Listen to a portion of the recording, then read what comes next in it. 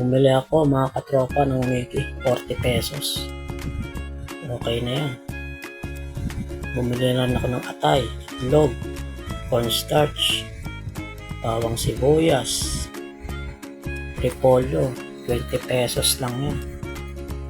Yung atay natin, 50 pesos lang, pwede na. Pati yung Knorr cubes, beef. Magpapakulo lang tayo ng tubig, saka natin iuhulog ang Mickey. I-drain na rin natin yan mga katropa. Saka tayo magigisa ng bawang. Maraming bawang mga katropa para masarap. Golden brown lang natin yan.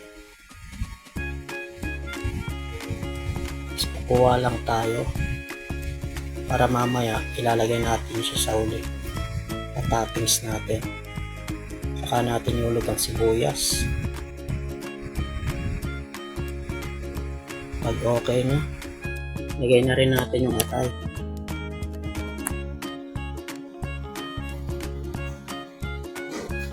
Lagyan natin ng toyo.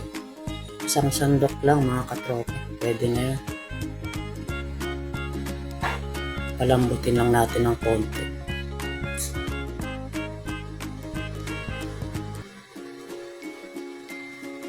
Patuyuin para mas masarap.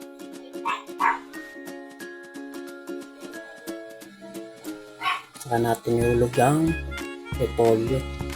Bahala na kayo mga katropa kung lalagyan nyo ng carrots.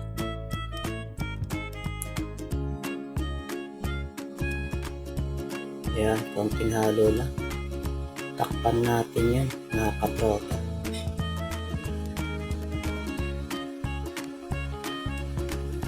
Magpakulo lang ako ng tubig mga katropa. Iulog na rin natin ang pinalambutan kong Mickey.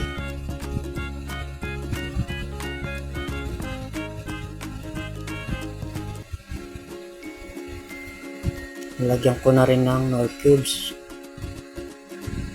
Pakuloon lang natin saglit mga katropa.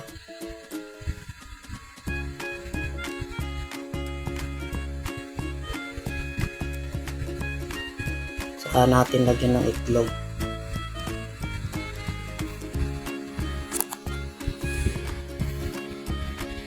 Konting halo lang.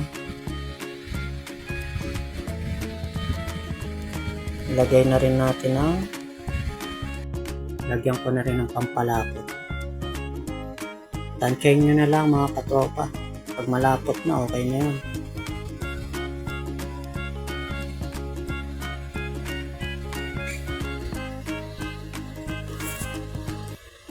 Ayan. Konti pa. Malapot na siya mga katropa. Lagyan natin ng konting asin.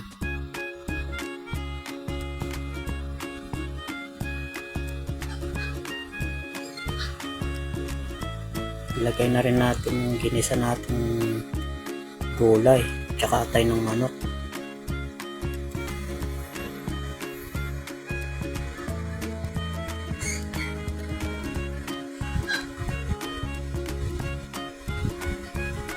Masarap siya mga katropa. Halagang 150 lang.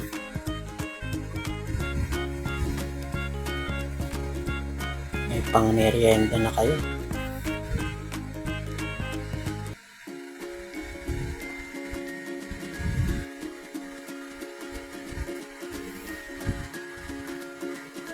Okay na yan. Lalagay na natin yung bawang. Pampadagdag lasa. Yan. Sarap siya mga katropa.